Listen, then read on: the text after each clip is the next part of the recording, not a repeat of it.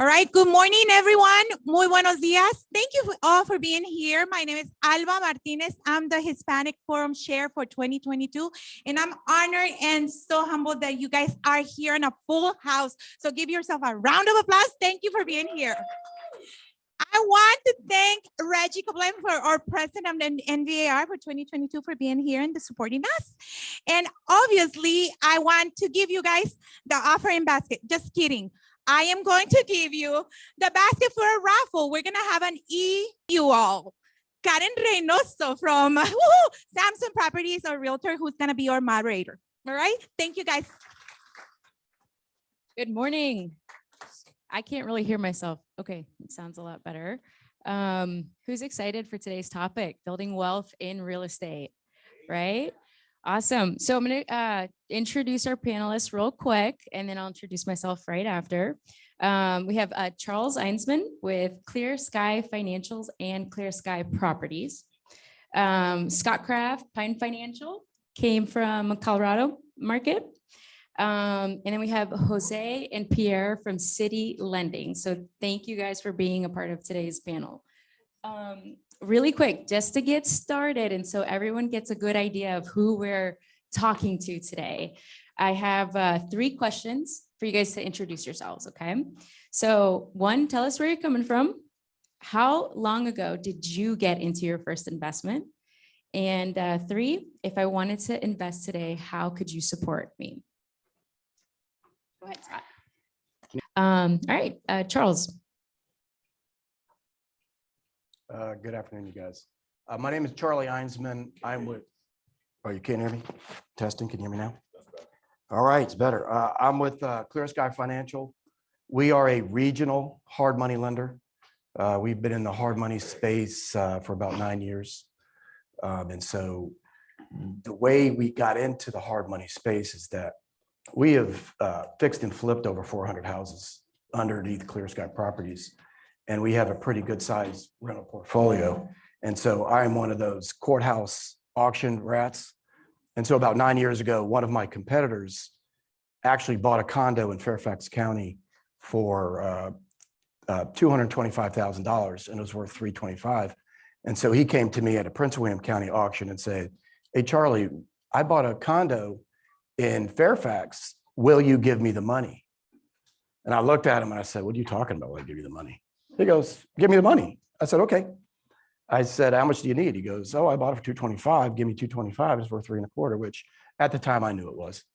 And so that was our entrance into the hard money business. And so I put out a 1-page term sheet and we actually gave him the loan. In our case, if you ask me how many applications I've ever taken on a loan, the answer is 0. We're an asset-based lender. So what you do is you find the deal, you bring us the deal, and I basically tell you how much we're going to lend against the deal. My first investment property that I purchased, I think was in, I don't even know when, it was in 1997 or 1998. And the story behind it was a townhouse that was a pre-foreclosure. And so I'd been going through the pre-foreclosure ads in Washington Post and the local newspapers at the time. And it was a pre-foreclosure that had an auction date in about 3 weeks prior, because once properties come to auction at the courthouse steps, you have a chance to buy it pre-foreclosure. This was back in the late 90s, so there was some equity in the property. The property was worth about, property's worth about $200,000. And so I ended up buying it for $120,000. The issue is I didn't have any money to buy it. But what I had was I had $200,000 in gold cards that I had accessible to me at the bank because I had really, really good credit. And at the time I was an engineer. And so I tapped into my gold cards. I closed the deal for 120 plus, some closing costs. So it ran me about 125,000. I got possession of the property, and then I just simply refinanced out of it. And it was a townhouse in Woodbridge, and I still own that property to this day. And that's how my first property was. How can we help you guys? We've been all over the investment world. We've done developments, we've done lending, we've done fix and flips. We have a rental portfolio. We can help you on the lending side. We can help you find properties via the hidden market, and we can help educate you. We could just basically help you on your path to financial freedom. And so that's kind of why we're here. Thanks, Charles. Really quickly, guys, I'm going to introduce myself and give you my backstory. My passion is building wealth through real estate. That's why I actually got my license. I had a terrible experience after my husband was getting out of the military, and I made an offer on a property through the listing agent. I was a first-time home buyer, had no idea what I was doing. And somehow she convinced us to give money to a contractor to fix wood rot because we were using a VA loan. We had to give money to fix all this other stuff. And I had no idea that as a buyer, you shouldn't be investing in a property before you purchase it. We were first-time home buyers, right? That deal went so bad. I remember going into the broker's office and just complaining, and she was threatening that we were going to lose our deposit. And that was like our savings at that time. So we were just like so nervous. And I said to myself, I am never, ever letting that happen to me again, especially if I want to invest, right? So that's how our journey got started. Who here has heard of Rich Dad, Poor Dad? Yeah. Who here has read the book? I actually read the book. Okay. So that book changed my life, and anything that I do today, still to this day, I'm viewing it through the lens of the cash flow quadrant. Okay. So I was begging Teresa to get some sort of whiteboard or paper, and I wanted to lay out a very basic foundation of building wealth and changing our mindset when it comes to building wealth through real estate. And I'll show you guys, where these guys fall into place. But I wanted to give this introduction really quick. So who here has heard of the cash flow quadrant? Yeah, everybody. Okay. Or I guess half. So if you guys take a look right behind Jose and Pierre, I have my scribble scrabbles, and it's the cash flow quadrant, where the upper left corner is E. It stands for employee, right? When you're an employee, if you're lucky, you have a job, right? You basically trade your time for money, right? Can we all agree with that? Yep. All right. So if you go down one box, we have the self-employed quadrant, right? This is where you own a job, right? You decide, hey, I'm not working for anybody else. I'm going to work for me.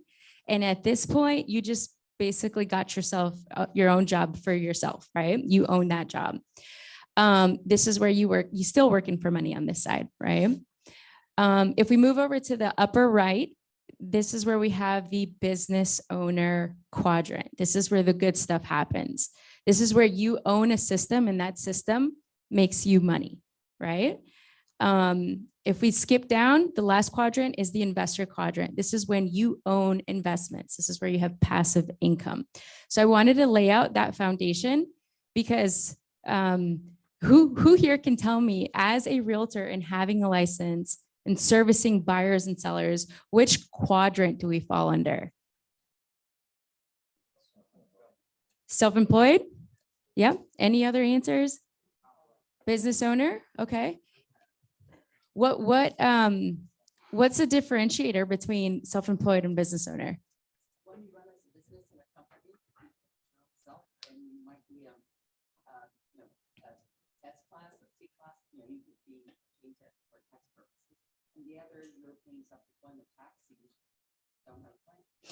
So I would have to distinguish it a little bit differently, because you could still have an LLC and have a business entity and be under self-employed. If you're basically, you are trading your time to go in and make that money. You have to sell that house in order to make that money, right? That's called earned income, right? So how do you get yourself as a realtor to the B quadrant? Have you guys heard of teams? Yeah, that's how you can turn your real estate business into and go over to the business side, right? It's the same thing, guys. When it comes to investing in real estate, flipping a house, where does that fall under?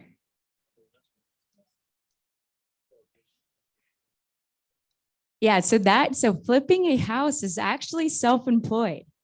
You have to flip that house, and then after that, it just ends. You got to go flip another house in order to make have another payday, right? It's just like being a licensed realtor. It's just a larger payday. And that's something that I struggled to learn. And I pretty much learned after 20 something flips, like, wait a second, if I stop selling and flipping houses, I'm not going to get a paycheck next month, right? How do I get over to the business owner side? Right. And that's where on the flipping side or in the investing side is when you have a system of flipping business, of flipping a team that flips. Right. So I just wanted to give that introduction because that's basically how I operate. I want you guys to know, like, for me, if I want to purchase a new car, let's just say like 50K, right? The way that my mind works and the way that my lens works is how many houses do I need to buy so that that house can pay for my car, right? So I want you guys to start thinking that way. It's how do we invest in property and build wealth so that our investments pay for our lifestyle, right? Awesome. So let's get started. If you guys see me going down to my cell phone, it's because this is where I've got all my juicy notes, all right? My two main goals today, guys, is to give you guys an introduction and ignite that passion to build wealth through real estate. And then also answer the question, like, how do we also service investors, right? So give me an idea. How many of you right now actively invest, flip, wholesale, have rental properties? Raise your hands. Awesome. Awesome. Who originally got their license to invest? Who got their license to invest and then kind of went over to the realtor side? Yeah, same here. I did that too. Who here actively attends local local investor meetups? All right, cool. And then how many of you actually service investor clients? Yep, perfect. So we've got a good batch here. Excellent. So, all right, I'm going to start talking about a topic that pretty much blew my mind when I think my brain was like literally on the wall when I heard about the concept of hard money. All right, who here is familiar with hard money?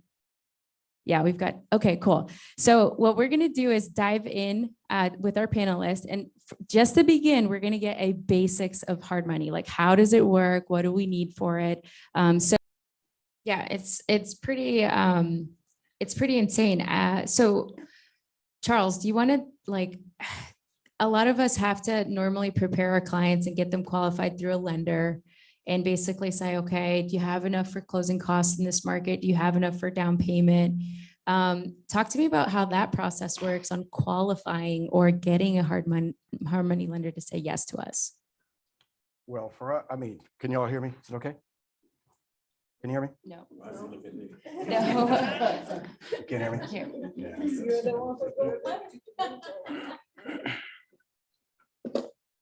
Well, for us, one of the tools that realtors used us for was in order to win the deal, right? Because you had multiple offers going in on properties. Even though we were considered a hard money lender, we lend on this after repair value.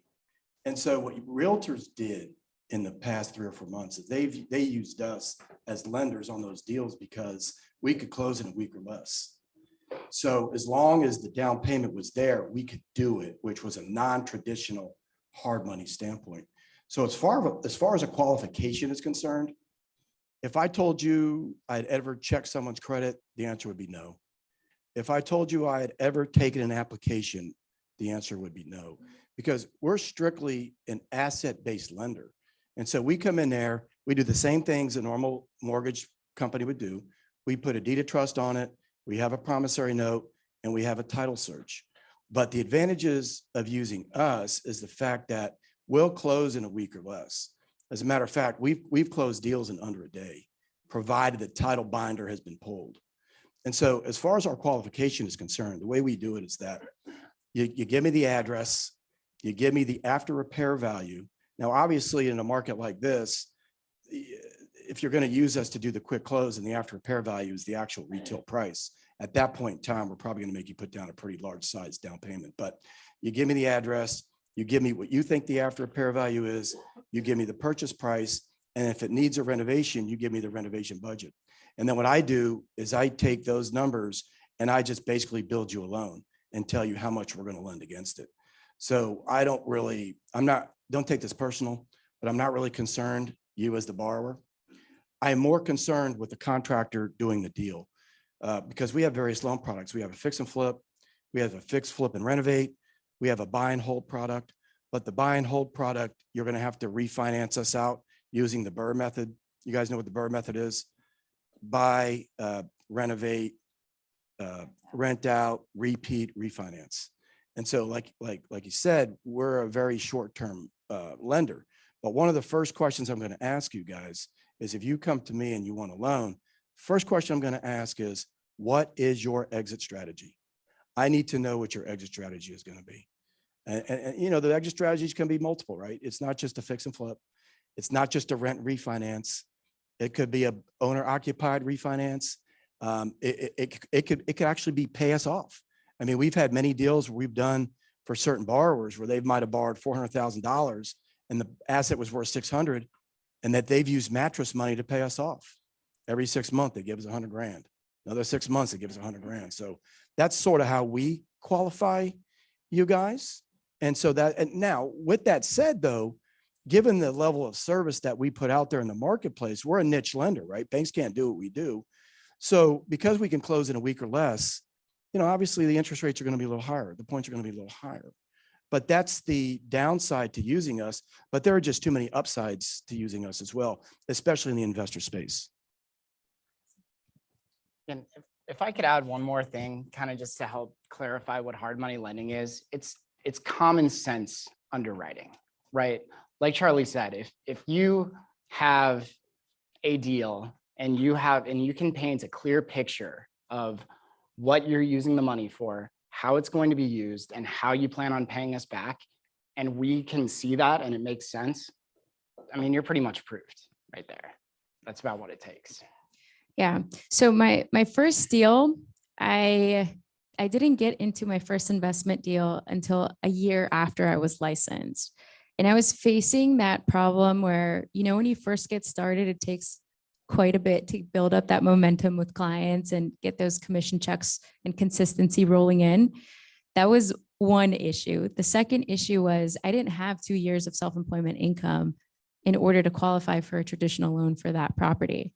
And the property that I wanted to buy, I didn't know if it was even going to, you know, pass the standards as far as condition. So there's a couple different obstacles.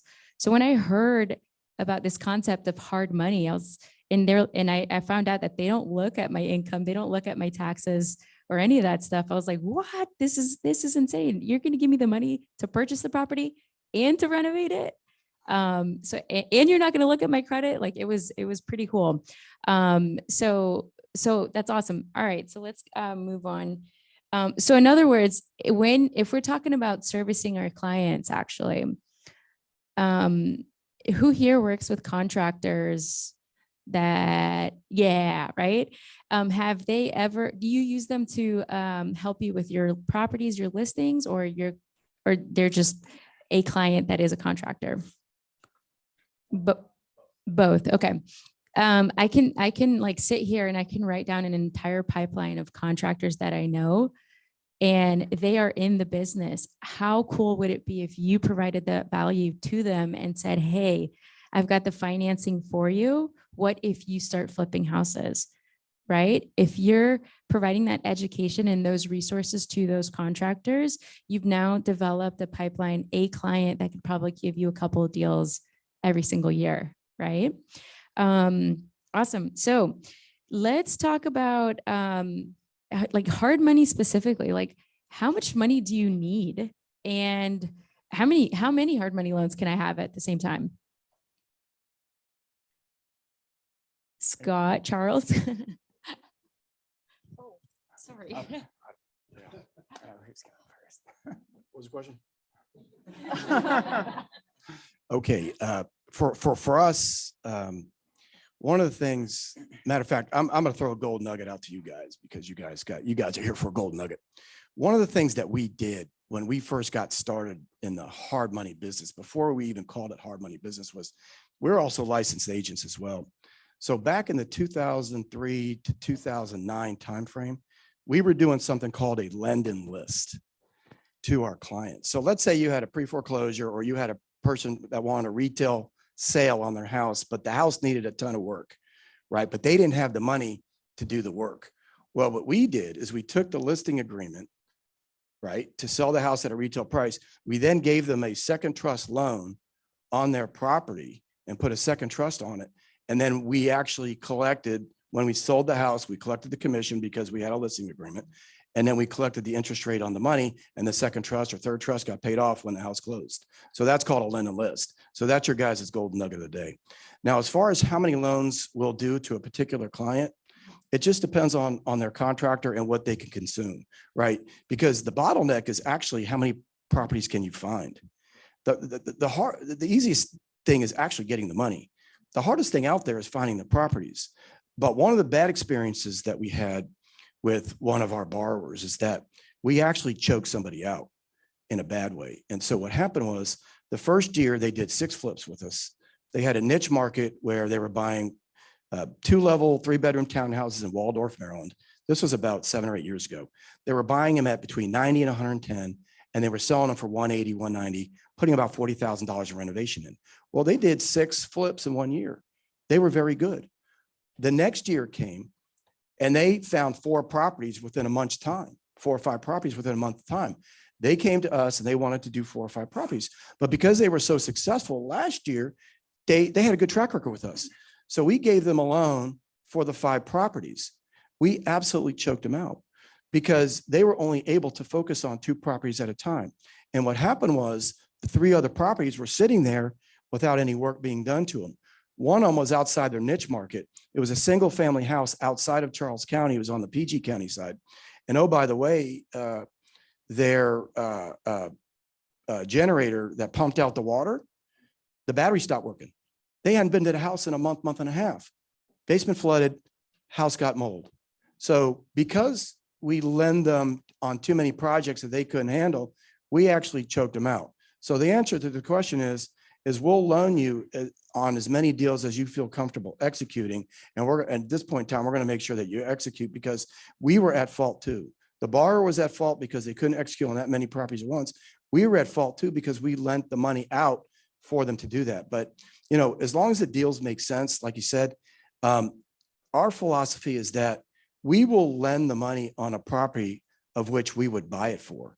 So if it's a $400,000 house that's worth $400,000 and you're picking it up for $250 and you got a $50,000 renovation budget for $300, we'll go ahead and lend you the $300,000 because we'll buy that house at, you know, 70, 75 cents on the dollar. So that's just kind of our philosophy. Who wants me to like break that down in realtor terms? Yeah. All right. So I'll tell you the story of my first deal, which we, researched many different hard money lenders and ended up using Pine Financial. This was like back in 2016. We purchased a property at $136,000. And I found this property by driving around a neighborhood after showing properties to my clients. It was a for sale by owner. We called and we got him under contract the next day. We were so hungry to get into this deal. We got it under contract and we had no idea how we were going to come up with the down payment, or we had no idea who the hard money lender was going to be. We attended like 100 different meetups, and every single hard money lender that I met, I was asking them, how much cash do I need to close? How much cash do I need to close? Pine Financial ended up being the one lender that it was the least amount of cash that I needed in order to close. So we locked that in. And then we went to my mom and we said, Mom, can you give me the rest of the money in order to purchase this property? We ended up spending around $40,000 in renovations. So it's 136 plus 40K. At that time, we did put a down payment. So we all in, we brought in around like $35,000 of cash. It took us a couple months to renovate the property, but our exit strategy with that was a refinance. We wanted to keep the property.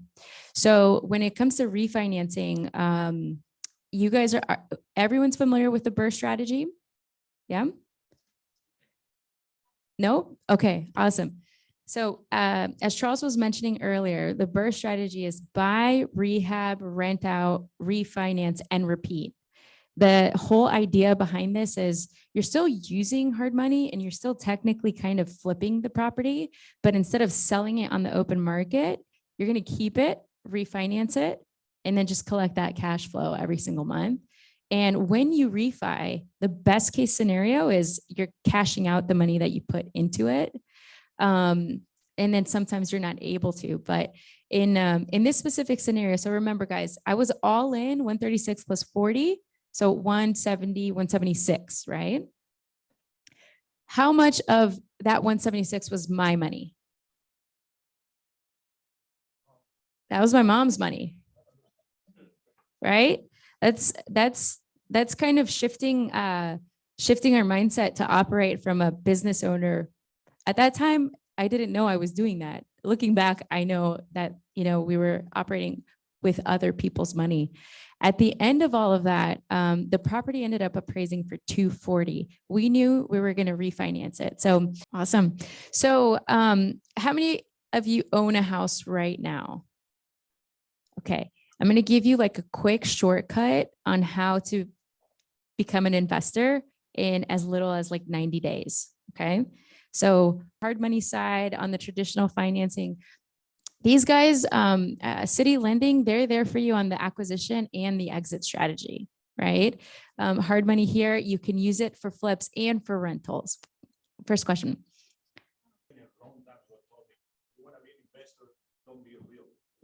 Yeah, there's a lot of people that will say that. I think that as an investor, you have an advantage by being licensed, and it's all about that belief. I would call it a limiting belief, actually.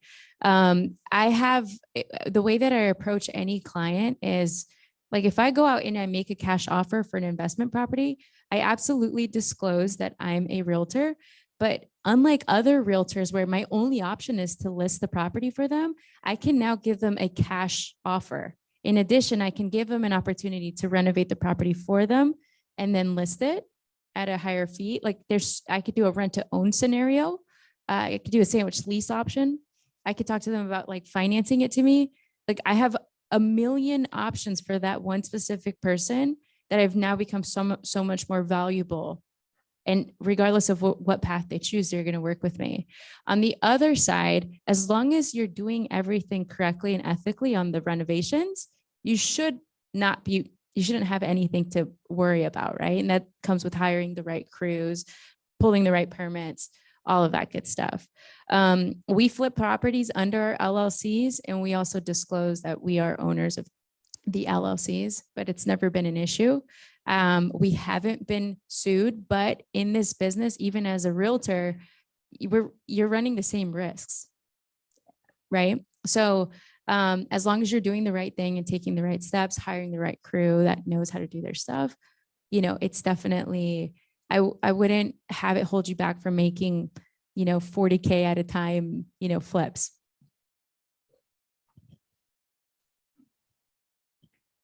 I've been licensed since 1991. My partner's been licensed since 1989. We were investors first. I've been sued a total of 0 times. And we have fixed and flipped over 400 houses. We have a lot of rentals, and we've done a lot of retail realtor transactions at the earliest part of our career, which includes the lend and list. And so one of the things that you guys got to do as realtors is, if you're really interested in this game, real estate investing, you've got to go with an investor-friendly broker. Because one of the problems that is going to come out in our podcast this week is the fact that the brokers really aren't set up to teach you guys investing and to teach you guys this thing. But when you took your code to licensing, you've got to disclose. I cannot tell you how many times I've sat in somebody's living room with 2 options for this person. I've given them the retail price of that property, what they're going to get for it, and then I'm going to give them the as-is purchase. And oh, by the way, I'm going to tell them how much we're going to buy it for, how much we're going to renovate it for, and how much money we're going to make. And so there's 3 things that we do with that distressed seller. And a distressed seller could be a pre-foreclosure. It could be somebody that needs a lot of renovation that doesn't have the money to do it. As long as you give them all of the options, sir, they're never going to sue you. It's all about treating people the way they need to be treated and give them as much information as possible and educate them as much as possible, because in your careers, when are you going to get the listing? If you educate somebody as much as possible and you give them too much information, that builds trust. People that have trusted relationships don't get sued. And like I said, we've been sued a total of 0 times since 1991. And that's how long I've been licensed. And that it's just the code of ethics. And so if you live by that, it's the way it is. That's huge.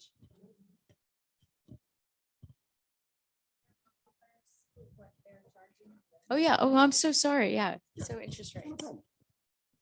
Yeah. So one of the things that you guys want to look at is we've got a brochure here called the Fix and Flip, the Flip and Finance Comparison. And so one of the things that we do is we're very similar. We go out at 12% caveat interest only and 3 points. What you're doing is you're renting our money for a short period of time. And so you're paying for that service. And the other thing that you need to understand is if you're a true investor, you're paying for the leverage component. I can't tell you how many deals I've done where we've done 100% purchase, 100% renovation. Oh, by the way, 0 payments. And oh, by the way, nothing in closing costs that you have to come out of your pocket with. Because if the deal is that good, we'll give you 100% financing. So I'll ask you a facetious question. If you are making a $50,000 profit on a fix and flip, and you've put $0 into the deal, what is your return?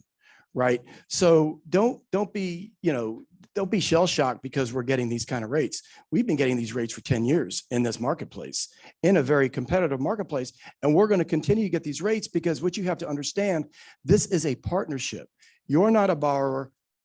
You're a borrower. I'm a lender, but that's not true. We're a part of a team because for us, we need to help you succeed, because if you succeed, your one loan doesn't turn into 20 loans with us. Your one loan goes away.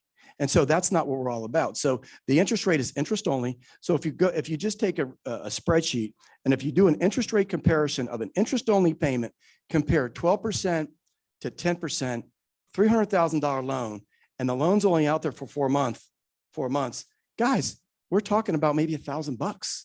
Do the math. So that's just kind of the business that we're in. Just want to add 2 points to this. Going back to the cash flow quadrant and changing our mindset, right? If you take a look at the B quadrant, I have OPM there. You guys see that? That's when you start using other people's money, that's when you turn into a business owner, right? So how long is it going to take for you to come up with $300K cash as a self-employed person to flip a property? It's a lot of houses, right? So if you're leveraging the use of hard money, it's a lot less houses, right? And then we're going over to the business owner quadrant, right? Any other questions? Yep. Okay, yeah. So there's a couple things to that. Number one, talk to as many hard money lenders as you can, because they all work differently. If you talk to, so I have a private lender and we're at 8% right now. And it's send me pictures of whatever the stages in order to get a draw. That's how he works. With Pine, we had someone come out and inspect the property in order for us to request a draw. Everyone works very differently. Washington Capital is a different company than Pine, than Clear Sky, than Lima. So you have to. Now, the other thing I want to put out there is when you're starting this relationship with a lender and you have no experience, no flips under your belt, it's going to be on that higher end. And that's just the cost of building that relationship, right? That's why our first deal is 14%. We're like, I can't believe they're giving us the money, right? So on the other end, though, we've gotten to the point where we've done so many successful deals that we've been able to negotiate this at, I think right now we're doing 8% and 2 points. And it's super valuable to be able to provide that to your clients. Like I literally just had a seller who purchased a property cash, was completely against hard money because of the interest rate. He's super above and beyond when it comes to design. He got stuck. He was 15K short of finishing his And I was calling him, hey, when's the property gonna be ready to list? He was like, hey, I'm having trouble, finding the money. So I spoke to my private lender and he did a mini loan just to help him finish the product. And then after, we kept seeing other properties he wanted to make an offer on.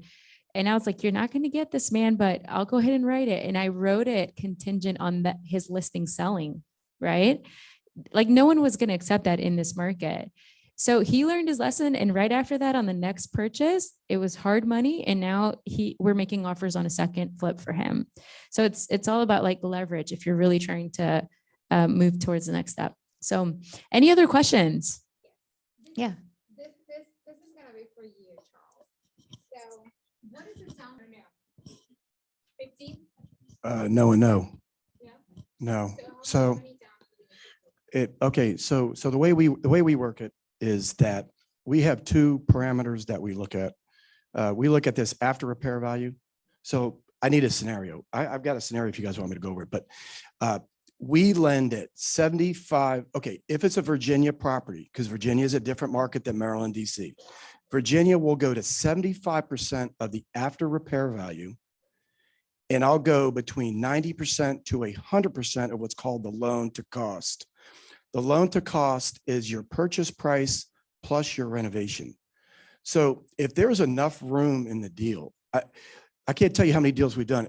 If there's enough room in the deal, we'll give you 100% of the purchase, 100% of the renovation, probably some money towards your closing costs. And there have been times where I've deferred 3 payments. It depends. It just depends on how much room is on the purchase plus renovation and the actual ARV.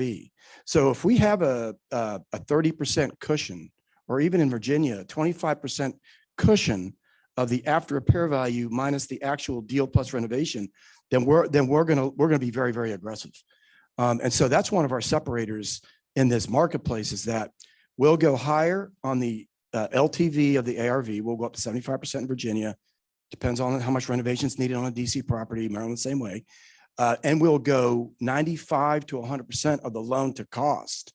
So what I do is I get 2 parameters. And so I have a tutorial on our website that goes over exactly how we build a loan. And it's an actual real live deal scenario that they purchase it, and it's actually went round trip. So you guys can kind of see it. And what about the interest rate? Well, the interest rate is going to be predicated upon the experience level and our risk value, our risk level into the deal. So let's say if I'm going 100%, like I just told you, I'm giving you 100% renovation, 100% purchase, plus deferring your payments, plus maybe putting some money towards closing costs. That's going to go out at a much higher rate than if you're coming in and I'm only giving you 90% loan to cost, which at that point is 10% of the entire deal down. And if you have more skin in the game, then we're going to go ahead and we're going to have a lower interest rates and lower points. It just depends. That's what I'm saying. A deal scenario would be good. I could go over one if you want. It just, like I said, it depends on the deal. And it depends on our risk level into the deal.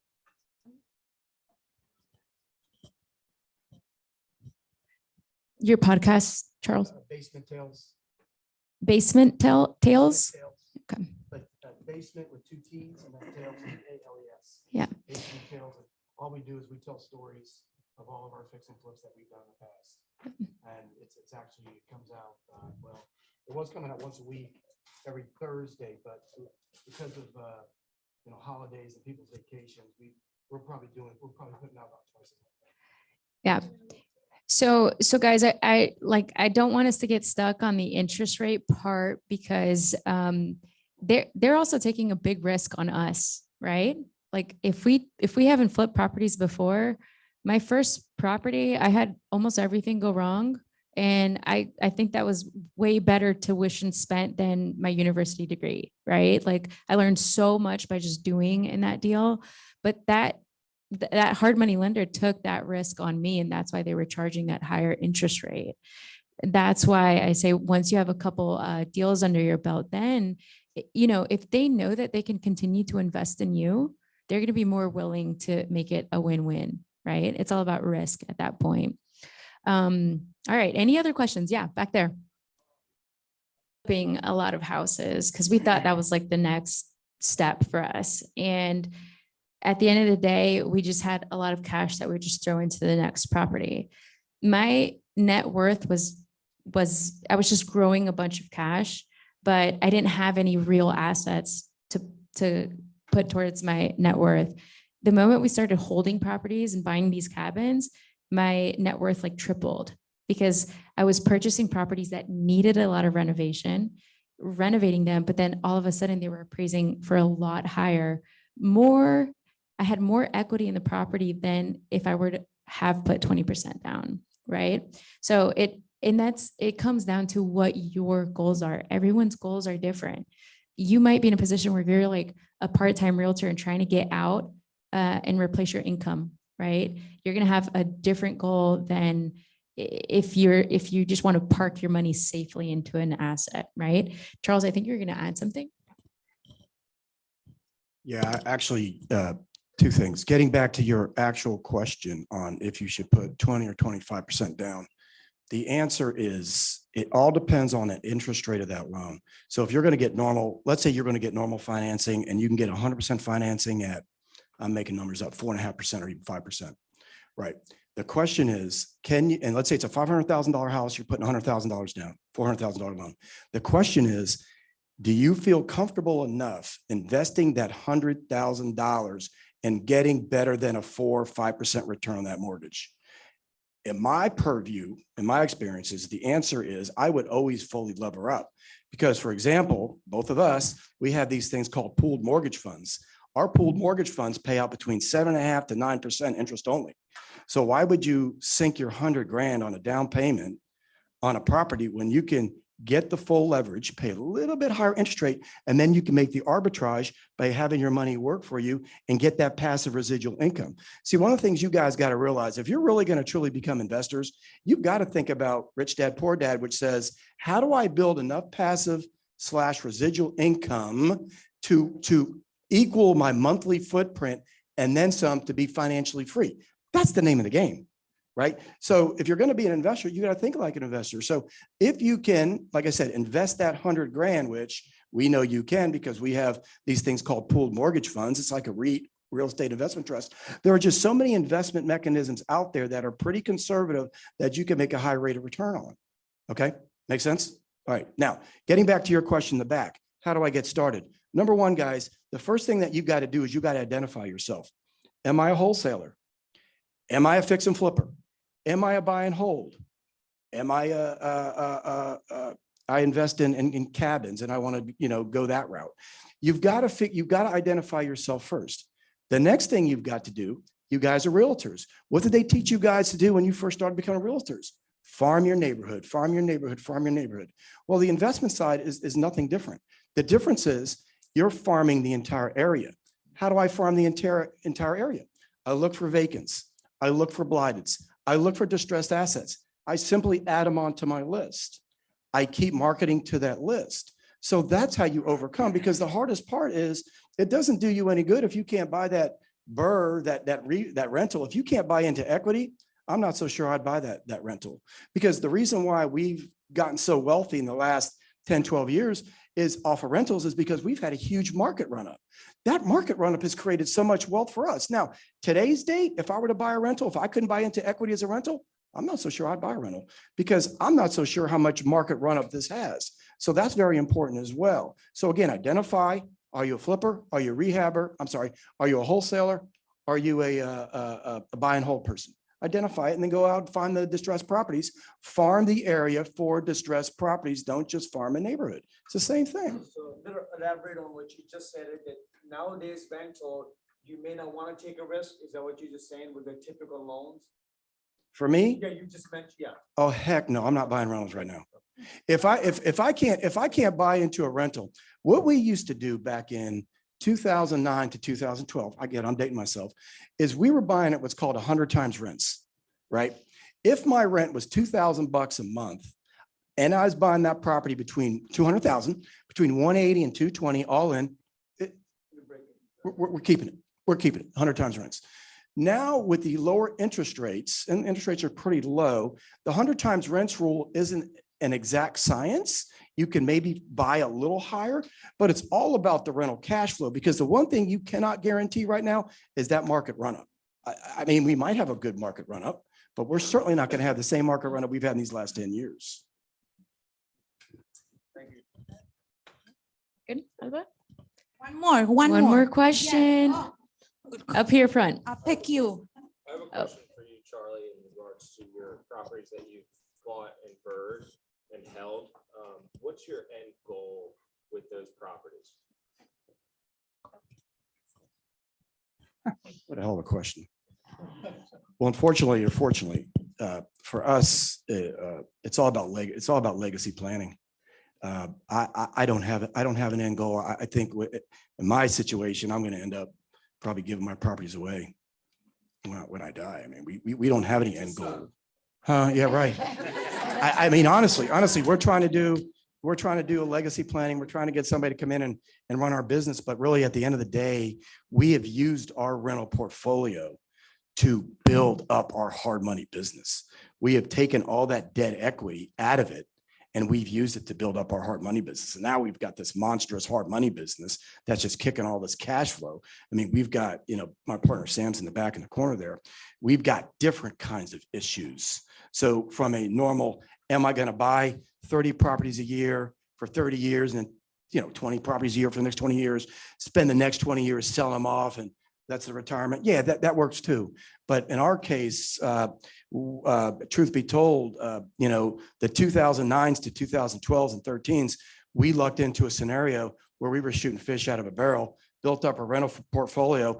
We were happy with 100 times rents, and we were happy to use these tenants to pay down our debt service. We never counted on a market appreciation. And then as the market appreciated, unfortunately, we can't go to normal lenders to get our loans. We've got to go to community banks who give us fix and flip lines, and they give us buy and hold lines, and we build up these hard money lines. And so we're just in a different space, but that doesn't mean that you guys can't do it one property at a time. And so we don't have an end game. We don't have an end goal, unfortunately. I know it sounds pretty terrible, but that's kind of our reality. But Karen? Yeah. Hi, I'm Miguel Calvo. What I'm going to do is just give a suggestion. I noticed the collective gas as well when you mentioned the interest rate, which is fine, which is actually shows me that there's a lot of newer investors in this place. Karen, you're doing amazing, by the way. And Thanks. your panel is amazing. So what I have is a suggestion for you guys. Like we as a realtors, we need to do more research. And what they're providing to us is great information, but we also have to do more research about creating wealth through creative financing. Please research more about lease to own, about owner financing, and also my favorite subject to financing. So those are creative financing that would allow you create wealth, and you have to put like little or no money down. So it's more than this, and please make sure to do your research because it will help you tremendously. Thank you, Karen. Yeah, there's this huge world of real estate, and we are only playing in the realtor portion of it as just by getting licensed, right?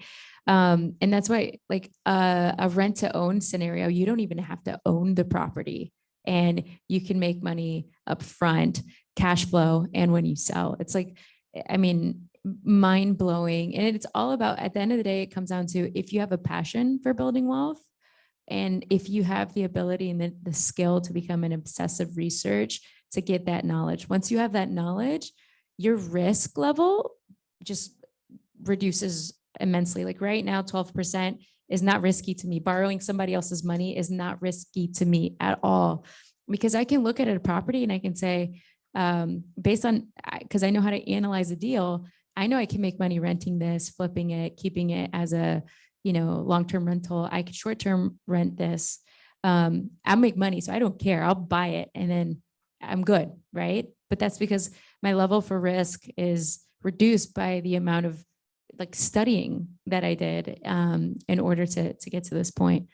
Yeah. Any other questions, guys? Yeah, one question. Can you talk about capital gains and 1031 exchange as a way to get out of our way to move your wealth? Sure. Who feels very, yeah, Charles. Yeah, I mean, that's another good way to do it. If you guys aren't familiar with it's called a 1031 Starker exchange. That's an IRS code, 1031, and that's where the IRS allows you to sell a property and to buy a like-kind property without paying any capital gains taxes on your property or long-term gains. But you cannot touch the money, and you need an exchange agent. And you have 45 days to identify, and I think either 90 or 6 months to close it. Yeah, it's a very good code in the IRS. But again, I don't know why you'd want to sell, but if you have a commercial properties, and there's another piece of code that's out there, it's called a 1033 exchange. And that's more of a eminent domain exchange. And we've got experience with the 1033 exchange, but these are basically codes of the IRS where you can sell a property, not pay your capital gains. But again, there has to be an intermediary third party who handles the money and then goes and uses that money to purchase it. Now, another gold nugget on that is, well, how do you get your money out? Well, what you do is you just simply refinance the property. You 1031'd it, you refinance the property at a stepped up LTV. You then take your property out tax-free, you take your money out tax-free, go ahead and reinvest it. Now, if you do go and sell this property outside the 1031 window, it's going to be at the price that you purchased the first property. So you got to be careful on how to utilize it. But that's a good way to utilize 1031 exchanges. Is there any holding period, as you just mentioned, on this other property for 1031? No, there's no holding period. Nope. The whole issue is the profit period, right? It's all about the profitability. I mean, there's some folks that do fix and flips and they just 1031 their fix and flips.